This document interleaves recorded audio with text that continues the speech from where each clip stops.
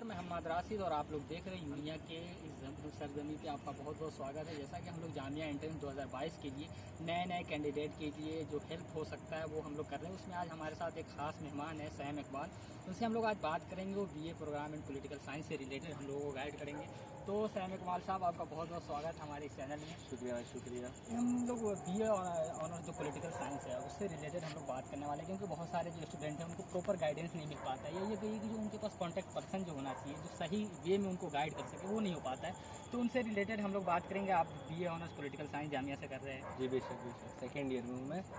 मेरा नाम जैसे आपने अहमद भाई ने बता दिया, सैम इकबाल है।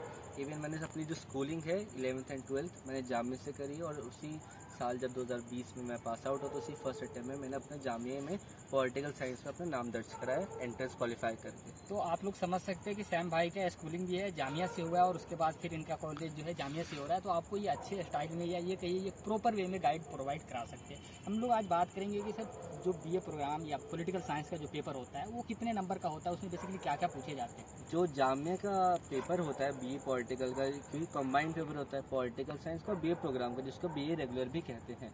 उसका जो पेपर का मार्क्स है मैक्सिमम मार्क्स 100 मार्क्स का होता है। उसमें आपके कई क्वेश्चन आते हैं, जैसे कि आपका करंट अफेयर्स से क्वेश्चन आता है, जनरल नॉलेज आता है जो कि 40 मार्क्स का कंसिस्ट करता है। उसके अलावा इंग्लिश और रीजनिंग भी आता है।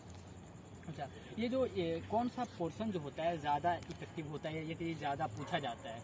देखिए, एज पर क्राइटेरिया 40 मार्क्स का आपको सिर्फ और सिर्फ जनरल नॉलेज के बेस्ड होता है, जिसमें आपके कुछ इंपॉर्टेंट सब्जेक्ट जैसे कि आपका हिस्ट्री हो गया, एक पॉलिटिकल साइंस हो गया, इंडियन पॉलिटी, फिर आपका इकोनॉमिक्स, और जो भी आपके तमाम सब्जेक्ट है, ज्योग्राफी, जैसे ये जो भी तमाम सब्जेक्ट है आपके जो सामान्य ज्ञान मतलब जनरल नॉलेज में आते हैं, उनको 40 मार्क्स में पूछा जाता है। अच्छा, करंट अफेयर कितना वेटेज रखता है आप? देखिए, करंट अफेयर्स का जो एज पर सिलेबस तो बोला जाता है 20 मार्क्स का, बट कभी कभार हुआ ऐसे कि कभी कभार 15 भी आया है, फ्लक्चुएट होता रहता है। तो 15 भी आया, एग्जैक्ट 20 आया या 10 भी आया, तो उस पर हम कुछ कह नहीं सकते। बट हाँ, ये कि 20 मार्क्स से नीचे आएगा, उससे ज़्यादा आने की ज़्यादा प्रोबेबिलिटी कम है। आप पेपर दिए हुए हैं, आपको पता होगा ये करंट अफेयर पूछता है, वो एग्जाम से कितने महीने पहले का होता है? देखिए, मेरे आइडिया से 6 month is far more than enough. Okay, अगर आप 6 महीने पिछले 6 महीने के एग्जाम्स के डेट से 6 महीने पहले का करंट अफेयर्स अच्छे से पढ़ के आ रहे, अच्छे सोर्स के, तो वह बहुत वो इनफ होगा मेरे हिसाब से। वो सोर्सेज में आप तैयारी करते समय किन सोर्सेज का यूज़ किए थे? देखिए, मेरे तो 2 प्राइम सोर्स थे, और वो मैं सजेस्ट भी करूँगा कि 2 प्राइम सोर्स रहे, क्योंकि मैं अपने जो जूनियर्स होते हैं, जो एस्पिरेंट्स होते हैं, उनको भी यही बोलता हूँ। एक है आपका जीके टुडे, क्योंकि उससे मैंने ऑब्जर्व किया तो उसके काफ़ी अच्छे करंट अफेयर्स होते हैं, साथ ही साथ उसके करंट अफेयर्स एग्जाम में एकदम कॉपी भी कर लेता है। और उसके अलावा जो कहूँगा क्लाउड अफेयर्स, ये भी मंथली पीडीएफ्स और इसकी वेबसाइट भी मिल जाते हैं करंट अफेयर्स, ये काफ़ी अच्छे होते हैं। अच्छा, मतलब बच्चों को डेली वाला करना चाहिए या वीकली होता है या मंथली होता है या 3 मंथ वाला होता है, 6 मंथ वाला, तो क्या करना चाहिए, कौन सा बेस्ट होगा? देखिए, डेली तो मेरा मानना है कि डेली अगर करेगा वो फ्रस्ट्रेट हो जाएगा और कुछ नहीं होगा, क्योंकि वो यूपीएससी भी एक, देखिए जामिया क्या है, जामिया एग्जाम्स जो है एंट्रेंस एग्जाम, वो एकदम अनप्रिडिक्टेबल होते हैं। आप नहीं कह सकते कि भाई यहाँ से आएगा, हिस्ट्री से आएगा, ज्योग्राफी, कुछ भी नहीं पता कहाँ से आएगा। बट इरिलेवेंट नहीं होते। मेरा मतलब इरिलेवेंट से ये है कि एक सीमा रेखा है कि भैया लेवल 1 से लेकर लेवल 7 तक के बीच का ये एग्जाम में पूछा जाएगा, उसके अलावा आगे नहीं पूछा जाएगा। तो उस हिसाब से अगर आप करंट अफेयर्स की पर्टिकुलरली बात करते हैं तो आप मंथली करेंगे वो काफ़ी बेटर होगा, क्योंकि पर डे करेंगे फिर उसको और भी आपके टॉपिक से जो पढ़ने हैं, तो इंसान इतना फ्रस्ट्रेट हो जाए, क्योंकि बच्चों के 12th के एग्जाम्स भी होते हैं। तो अगर बहुत ही ब्रिलियंट है तो डील कर लेगा, अदरवाइज जो भी 90% बच्चे हैं वो डील नहीं कर पाएंगे। सो आई विल सजेस्ट कि मंथली अगर पढ़े वही बेहतर रहेगा और वही इनफ है। अब जैसे कि महीने का आप करते हो तो 300 से 400 क्वेश्चन हो जाता है। वैसे भी 6 महीने का अगर करते हो तो वैसे 2400-2500 क्वेश्चन हो जाता है। हाँ, अब देखिए, 20 मार्क्स के 2400-2500 क्वेश्चन कम है। असल बात तो ये है कि अगर आप जो लोग देख रहे इस बात को, मैं बार बार सजेस्ट करता हूँ कि 2500 या 5000 क्वेश्चन मैंने जीके के लगाए थे, तो उनको कहता हूँ तो हंस देते हैं या कहते हैं कि मतलब दूसरे हिसाब से जज कर लेते हैं। नहीं, देखिए, एंट्रेंस एग्जाम मैंने एक वर्ड यूज़ किया, अनप्रिडिक्टेबल है। तो अनप्रिडिक्टेबल में कहीं से भी आ सकता है। चलिए, शुक्र है कि भैया आपको पता है कि 2500 से कम, 2500, 2700, 3000 के बीच में ही आएगा। ये बहुत अच्छी चीज़ है कि हमें पता है कि इनमें से आएगा। मतलब उसमें भी आप ये अंदाजा लगाइए, कितना भी क्वेश्चन हल कर लीजिए, जितना भी सॉल्व कर सकते कीजिए, लेकिन मैटर करता है कि आपका जो क्वेश्चन है वो हिट करना चाहिए एग्जामिनर के माइंड से। बिल्कुल।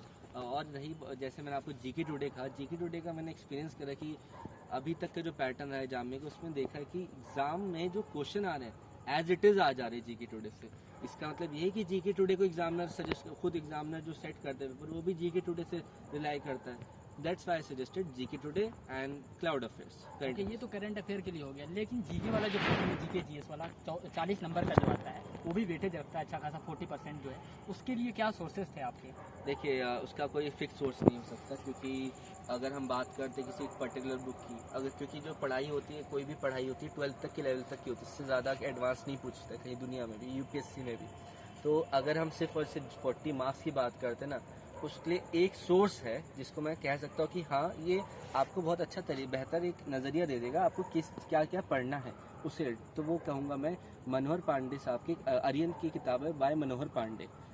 उसमें 40 रुपए की भी आती है और वो 200 रुपए तक की भी आती है। यानी एक वो आता है डिस्क्रिप्टिव वाला और एक एमसीक्यू तो वो दोनों बेहतरीन होती है, वो अगर उससे पढ़ लेता है स्टूडेंट तो काफ़ी हेल्प मिल जाती है। बट हाँ वो इनफ नहीं हो सकती, क्योंकि सीटें आपके साथ मुश्किल से पर सब्जेक्ट, जैसे पॉलिटिकल साइंस में 46 सीट है, फॉर्म आते 5000 और बच्चे खरीदते हैं किताब वो 3-4 हज़ार। तो 3-4 हज़ार में आपको 46 में आना है, तो उसके लिए आपको अलग से मेहनत करनी पड़ेगी, जो कि आपको अक्सर जैसे कि एक स्टूडेंट इन्फो कोचिंग है जो कि हमारे भाई चलाते हैं, ये सब कोचिंग्स हैं इनमें जो हेल्प मिल जाती है, जहाँ टीचर हैं क्योंकि वो खुद स्टूडेंट होता है, तो वो अच्छे से अपने नोट्स के थ्रू और अपने गाइडेंस के थ्रू गाइड कर सकता है। यहाँ पे मैं आपको बताना चाहता हूँ कि हमारी टीम ने मिलकर जो कोचिंग चला रहे हैं उसमें अगर आप लोग ज्वाइन करना चाहते हैं तो ज्वाइन कर सकते हैं। और खास तौर से बीए ऑनर्स के लिए जो है सैम भाई गाइड करेंगे वहाँ पे प्रॉपर। लगभग 2 सालों से जब से ये जामिया में आए तब से बच्चों को गाइड कर रहे हैं और अच्छे खासे लेवल पे स्टूडेंट सिलेक्शन भी हुए हैं, तो आप लोग ज्वाइन कर सकते हैं। लेकिन सर मैं यहाँ पे रोकना चाहूँगा और आपको और पूछना चाहूँगा कि जो इंग्लिश वाला पोर्सन है उसके लिए बच्चों को क्या सजेस्ट करेंगे, क्योंकि जब आप तैयारी कर रहे हैं इंग्लिश की विषय, देखिए इंग्लिश ऐसा पोर्शन है कि देखिए अगर मैं गुमराह तो नहीं करूँगा यहाँ पर किसी स्टूडेंट्स को हमारे भाई, बट इंग्लिश ऐसा पोर्शन है कि एक दिन में आप नहीं सीख सकते उसे, ना ही 1 महीने में इतना आसानी से सीख सकते हो। अगर हम 2 हिस्से में डिवाइड करते हैं इंग्लिश को, पहले तो एक वोकैबलरी एक ग्रामर। वोकैबलरी की बात करें तो उसमें हमारा synonyms, antonyms, idioms and phrases आता है। रही बात सिनोनियम्स एंटोनियम्स की, तो ये तो जितने भी पढ़ लो उतने कम हो जाते हैं, क्योंकि ये तो मिलियंस में है। अच्छा, ये सिनोनिम्स जो भी आते हैं वो कितने नंबर के होते हैं? मुश्किल से 5-6 मार्क्स के आ जाते हैं, उससे ज़्यादा के नहीं आते, बट वो 5-6 मार्क्स बहुत ज़्यादा वैल्यूबल होते हैं। 0.25 मार्क्स भी बहुत ज़्यादा अहमियत रखते हैं। सिनोनिम्स एंटोनिम्स को हटा देते हैं, क्योंकि वो तो आप जितना भी पढ़ लो अगर लगना थोड़ा चलते बात करते हैं। जो बच्चे होते हैं, जो स्टूडेंट्स होते हैं, उनको जामिया देखना होता है, क्योंकि जामिया मतलब वो आपके बात थोड़ा मोटिवेशन आएगा, वो कम सुनेंगे, लेकिन वो जो ग्राउंड है उसको या कहिए आपके जो बैकग्राउंड है, लोकेशन है, उसको ज़्यादा देखना होगा। और अगर हम वैसे में बताते ग्रामर, तो ग्रामर पे आ जाते हैं हम। अगर ग्रामर में आपका आर्टिकल्स आ जाता है, नाउंस, प्रोनाउंस, ये सब आपको अच्छी गाइडेंस मिलती है किसी कोचिंग के द्वारा, या फिर अगर आप सेल्फ स्टडी कर रहे हैं तो आपको एकदम बेसिक लेवल की जो किताबें होती हैं 8th तक की, 7th तक की, या फिर कोई अलग से आप स्पेशल किताब उठा रहे हैं आर्यन की एकदम बेसिक वाली, उन सब में हेल्प मिल जाती है। उधर वो जो डिपार्टमेंट है वो आप ही का डिपार्टमेंट है? हाँ, इसके जस्ट पीछे मेरा गुलस्तान गालिब नाम है उसका, बहुत खूबसूरत डिपार्टमेंट है, पॉलिटिकल साइंस वहाँ पर भी हम डिपार्टमेंट। लोग थोड़ी देर बात करेंगे, 1-8 मिनट वहाँ पे भी चलेंगे, थोड़ा देखेंगे वहाँ के भी नज़ारे को। लेकिन उससे पहले मैं आपसे ये जरूर पूछना चाहूँगा कि जो बच्चे बी ऑनर्स पॉलिटिकल साइंस के लिए तैयारी कर रहे हैं या बी प्रोग्राम के लिए तैयारी कर रहे हैं, अब CUT अप्लाई हो रहा है बहुत सारी यूनिवर्सिटी में जो बी ऑनर्स का कोर्स था, तो उसके अकॉर्डिंग अगर मैं बात करूँ तो उन बच्चों को आपका क्या गाइडेंस होगा? देखिए CU सेट का तो आप लोग जैसे बच्चे आई थिंक स्टूडेंट से वाकिफ़ हो गए होंगे, आप लोगों की वीडियो अच्छी डलती है, मैंने भी देखता हूँ, तो उसमें ये कि सिलेबस कुछ खास बदला नहीं है। मैं ये कहूँगा कि सिलेबस वास्ट हो गया थोड़ा CU सेट के पैटर्न में अगर देखा जाए। जामिया भी वही चीज़ें पूछता था, इंग्लिश पूछता था जामिया, करंट अफेयर्स पूछता था जामिया, आपका जनरल नॉलेज, आपका ये सब कुछ वही पूछता था। इसमें जो वास्ट हुआ है कि इंग्लिश में थोड़ा ज़्यादा स्टूडेंट्स को थोड़ा पढ़ना पड़ेगा, थोड़ा ज़्यादा ध्यान से पढ़ना पड़ेगा चीज़ों को। साथ ही साथ एक और चीज़ बढ़ गई है, वो है 12th की NCERT। जैसे अगर 12th की NCERT से वाकिफ़ है, 2 किताबें, एक है कॉन्टेम्प्रेरी वर्ल्ड पॉलिटिक्स और दूसरी है पॉलिटिक्स इज इंडिपेंडेंस। ये 2 किताबें हैं। अगर हम बात करते हैं पॉलिटिक्स इज इंडिपेंडेंस को कैसे पढ़ा जाए, क्योंकि ये तो काफ़ी मोटी किताब है, इतना आसानी से 1 महीने आप हफ्ते 2 हफ्ते में तो मुश्किल ही से पढ़ पाएंगे। अगर देखा जाए तो 70 से 80 दिन लगभग मान लो 100 डे। हाँ, 80 दिन का सही है। तो जो पॉलिटिक्स इंडिपेंडेंस है उसको हम अगर मॉडर्न हिस्ट्री के फेस से तरीके से पढ़ें, जो कि मैं नोट्स में प्रोवाइड भी कराता हूँ, आपने देखा हो, तो उसमें अगर हम उसको देखें तो काफ़ी पोर्शन कवर हो जाता है उस किताब का। रही बात कॉन्टेम्प्रेरी वर्ल्ड पॉलिटिक्स का, वो तो अलग से पढ़नी पड़ेगी, क्योंकि वो काफ़ी वर्ल्ड पॉलिटिक्स से रिलेटेड है और वो आपको कोई एक नोट्स नहीं मिल पाएंगे उसके, आपको उस किताब को रिलाई करना होगा। अच्छा, मैं यहाँ पे आपको रोकना चाहूँगा और पूछना चाहूँगा कि जैसा हमारे साथ आप कोचिंग में हैं, लेकिन आप बच्चों को क्यों कहेंगे कि वो आपसे कोचिंग करे या आपसे पढ़े? क्या होगा ऐसा? देखिए मैं ऐसे कहना पसंद तो नहीं करता, क्योंकि लेट इट बी, जिसको जो सही लगे, बट मैं कहीं ना कहीं चाहता हूँ कि अगर हमारे पास आता है कोई तो उसको एक चीज़ बेहतर मिलेगी, वो है गाइडेंस। देखिए कोचिंग आपकी दुनिया में भी, हकीकत बताऊंगा, यहाँ पर आप भी जान रहे हैं, सब कोई वाकिफ़ इस बात से, कोई भी दुनिया में कोचिंग किसी भी स्टूडेंट को स्पून फीडिंग नहीं करा सकती, या फिर ये नहीं कह सकती, दावा नहीं कर सकती, क्रेडिट नहीं ले सकता कि हमने पढ़ाया तो हो नहीं, हाँ कि हम ये पढ़ लो बस निकल जाएगा एंट्रेंस। बट कोचिंग का जो मोटिव होता है ना, वो ये होता है कि जो बच्चा 3 घंटे पढ़ रहा है, 4 घंटे में पढ़ रहा है, उसको कोचिंग 1 घंटे में पढ़ा देगा, और साथ ही साथ उसके बाद वो एक गाइडेंस प्रोवाइड करेगा कि आपको क्या पढ़ना है क्या नहीं। तो यही महत्व होता है कोचिंग का, और वही चीज़ से हम एक्सपीरियंस हैं कि हमने खुद Jamia exam back to back निकाला है, और by the grace of God उसके अलावा हमने स्टूडेंट्स को पढ़ाया भी है, और साथ ही साथ हमारे भी सीनियर हैं, जूनियर है, जो हमें हल्का हल्का हेल्प देते रहते हैं इन सब चीज़ों में तमाम।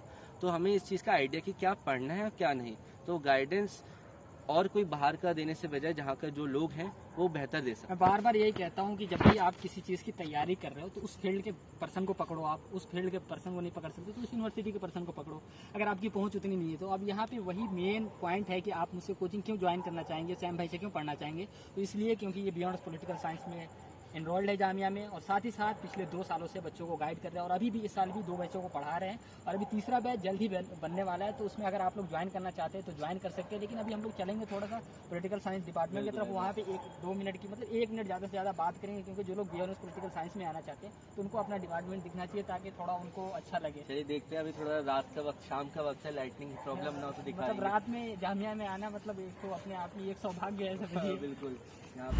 अभी हम लोग गुलिस्तान गालिब में बैठे हुए हैं, और हमारे साथ सैम इकबाल भाई है, जामिया में BNS political science second year student है। सैम भाई, बहुत सारे लोगों का ये सपना होता है, क्योंकि जामिया का जब भी आप देखेंगे फ़ोटो न्यूज़पेपर वगैरह में तो ये गालिब साहब नज़र आते हैं उसमें। तो बहुत सारे लोगों का इसको भी देखना सपना होता है। तो जो लोग चाहते हैं कि जामिया में आए, या कहीं उनका सपना है जामिया में आए, सिर्फ घूमने नहीं, इनरोल्ड होकर आए किसी कोर्स में, बी ऑनर्स या पॉलिटिकल साइंस हो, जियोग्राफी हो, किसी कोर्स में आना चाहते हैं, तो उनके लिए आपका क्या गाइडेंस होगा? देखिए, जो मेहनत करेगा वो आ जाए, क्योंकि जामिया आना आसान नहीं होता। जामिया देश की सबसे नंबर 1 सेंट्रल यूनिवर्सिटी है। तो जब सब नंबर 1 सेंट्रल यूनिवर्सिटी में आपको ना अमंग द टॉप कोर्सेज़ में आपका एनरोल होना है, उसके लिए बेशक है मेहनत तो ज़रूरी है, बट मेहनत भी एक तरीके की होनी चाहिए। एक आपको अच्छे गाइडेंस के साथ, एक अच्छे रोड के साथ, एक रोड होता है जिसमें हम चलेंगे, वो आपको कोई ना कोई आपका ऐसा जो तजुर्बा रखता है, जामिया सक्सेस मैप होना चाहिए, उस रोड मैप कहेंगे जिसे हम, हाँ वो होना चाहिए। उसके लिए आपको किसी ना किसी ऐसे इंसान से या किसी शख्स से ऐसे बात करनी होगी जिसका जो जामिया का भी स्टूडेंट रह चुका है, या फिर से तजुर्बा है कि जामिया एग्ज़ाम कैसे निकलता है, या उसमें क्या चीज़ें आपकी इम्पोर्टेंट है। ये माइक जो आप लोगों को दिख रहा है, हम लोग न्यूज़ माइक नहीं लिए हैं। उसका रीज़न ये है कि रात में जामिया में सबसे पहले हम सेकेंड ईयर में तो हम मतलब आ नहीं सकते हैं, तो और उसके बाद ख़ास तौर से आप रिकॉर्डिंग नहीं कर सकते। तो ये चोरी चुपके से कहिए एक तरीके से हो रहा है। अगर चोरी चुपके से हो रहा है तो गेट में अगर एंट्री मिला है तो कहीं ना कहीं हम लोग इनरोल्ड है, तो हम लोगों के ये कि मतलब उस पर आप सवाल नहीं उठा सकते हैं। तो आप लोग इस वीडियो को अगर देख रहे हैं तो सैम भाई की पीछे की वीडियो जितनी भी आप जितने बातों को सुने हैं उस पर अमल कीजिए, अगर जामिया के किसी कोर्स में इनरोल्ड होना चाहते हैं। और ख़ास तौर से अगर सैम भाई से आप चाहते हैं कि क्लास ले या इनसे गाइडेंस ले, तो आप लोग हमसे कांटेक्ट कर सकते हैं। डिस्क्रिप्शन बॉक्स में नंबर दिया गया हुआ है। इतने पे हम लोग फिर नेक्स्ट वीडियो में किसी नेक्स्ट के साथ मिलेंगे। इतने के लिए धन्यवाद।